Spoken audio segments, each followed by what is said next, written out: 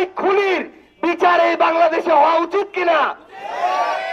ওই খুনির বিচার নিশ্চিত না হওয়া পর্যন্ত অন্তর্বর্তীকালীন সরকার তাদের জায়গা থেকে যেন এটা চিন্তা না করে যে অন্য কারো হাতে দায়িত্ব দিয়ে চলে যাবে। যে যেই মানুষটা ভালো সে কোন দলের হোক কোন মার্কার এটা দেখার দরকার নাই, সে ভালো মানুষ কিনা এটা দেখতে হবে এবং তাদেরকে সামনের দিকে এগিয়ে দিতে হবে।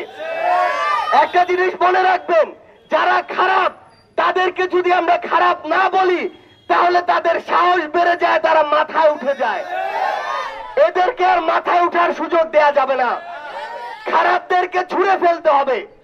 আমাদের বোনেরা আছেন, মায়েরা আছেন, আপনাদেরকে একটা বিষয় অনুরোধ করি, আপনারা দেশের এই মুহূর্তে জনসংখ্যার অর্ধেকেরও বেশি, আপনাদেরকে গুরুত্বপূর্ণ সিদ্ধান্ত নিতে হবে। বাড়ির কেউ একজন এই মার্কায় ভোট দেয় বলে আপনারও সেই মার্কায় ভোট দিতে হবে এটার দরকার নাই।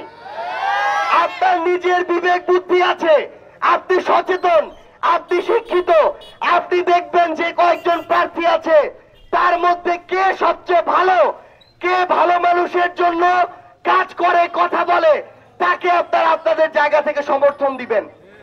আমরা আপনাদেরকে একটা কথা বলি, অন্ধ ভক্ত হওয়ার প্রয়োজন নাই। এনসিপি জাতীয় নাগরিক পার্টির কোন প্রার্থী বা প্রতিনিধি যদি ভালো কাজ করে তাকে ভোট দিবেন, না হয় তাকেও দেওয়ার প্রয়োজন নাই। সেম ভাবে বিএনপি বলি, জামায়াত বলি, অন্য যে কোনো রাজনৈতিক দল, তারা যদি ভালো হয় ভালো বলবেন, খারাপ হলে মুখের উপরে খারাপ বলতে হবে। এটা যদি না করেন তাহলে দেখবেন আবার আওয়ামী লীগ আমলের মতো রন্ধ্রে রন্ধ্রে প্রত্যেকটা অফিসে আবার আগের মতো শুরু হয়ে গিয়েছে।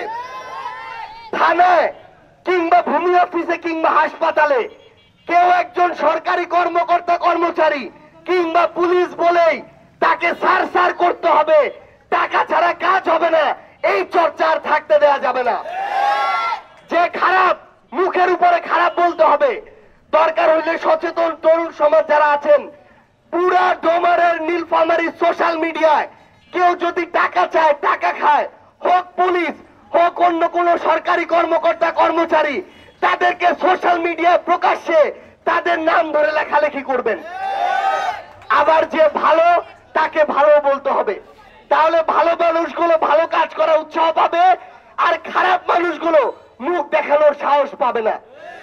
আমরা আপনাদেরকে একটা অনুরোধ করি, যে খুনি শুধু ক্ষমতায় টিকে থাকার জন্য হাজারের উপর মায়ের বুক খালি করেছে, ভাই বোনদেরকে হত্যা করেছে, ওই খুনির বিচার এই বাংলাদেশে হওয়া উচিত কিনা? ওই খুনির বিচার নিশ্চিত না হওয়া পর্যন্ত অন্তর্বর্তীকালীন সরকার তাদের জায়গা থেকে যেন এটা চিন্তা না করে যে অন্য কারো হাতে দায়িত্ব দিয়ে চলে যাবে। আমরা এই বাংলাদেশে ওই খুনির বিচার দেখতে চাই। আমরা এই বাংলাদেশে যেই আশাগুলোকে সামনে রেখে এত তরুণ প্রজন্ম রক্ত দিল, সেই সিস্টেমগুলোর আমরা সংস্কার দেখতে চাই। কোন একজন বড় অফিসার, যত বড়ই অফিসার হোক না কেন, সে যদি কোন জনগণের সাথে অন্যায় করে, ভয় দেখায়, ক্ষমতার অপব্যবহার করে, তারও বিচার হইতে হবে। আমরা বাংলাদেশে দেখেছি বড় বড় অফিস আছে, নাম দুর্নীতি দমন কমিশন, অথচ সেটাই ছিল বিগত 16 বছর ধরে দুর্নীতির আখড়া। ওটাকে ব্যবহার করে রাজনৈতিক ফায়দা নেওয়া হয়েছে।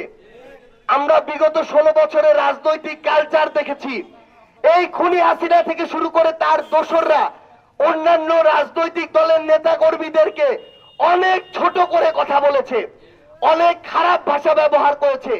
কিন্তু এখন আমরা কিছু রাজনৈতিক দলের কিছু সিনিয়র নেতৃবৃন্দকে একই ভাষায় কথা বলতে দেখছি।